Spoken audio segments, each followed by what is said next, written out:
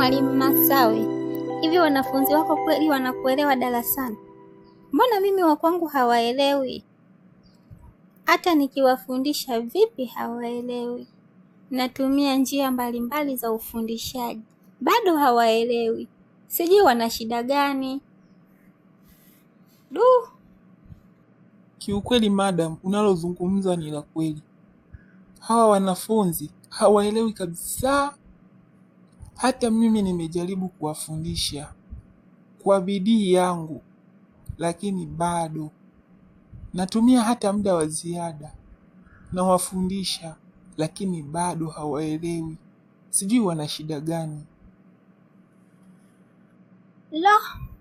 Ama kweli hadi nimechoka. Nimechoka mwalimu, nimechoka. Sijui hata nifanyaje. Jana nilikuwa na kipindi cha dakika 60. Nikafundisha mwalimu kwa nguvu zangu zote. Mwisho wa kipindi nikatoa kwizi. Walichonijibu mpaka nilichoka. Yaani sijui wanawaza nini, sijui wana matatizo gani hawa watoto. Hawaelewi kabisa mwalimu, hawaelewi. Lakini mwalimu, hatuna haja ya kukasirika, kwa sababu huenda shida ipo nyumbani kwao wanapotokea. Tunatakiwa kujua mazingira yao ya nyumbani, changamoto wanazozipitia, ili tuweze kuwasaidia.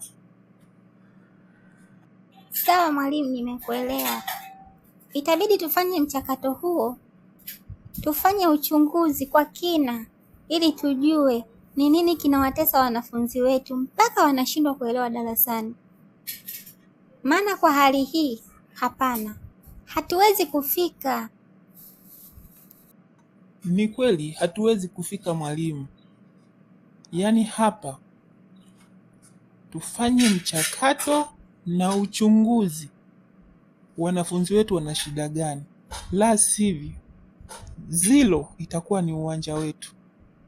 Na mimi sikubaliani kabisa na zilo. Kwa nini mwanafunzi apate zilo karne hii? Lazima tuwasaidie wanafunzi wetu kwa ajili ya kufikia malengo yao. Kwa pamoja tunaweza, tukisaidiana na wazazi tutajua namna ya kuwasaidia. Nadhani utakuwa umenielewa mwalimu.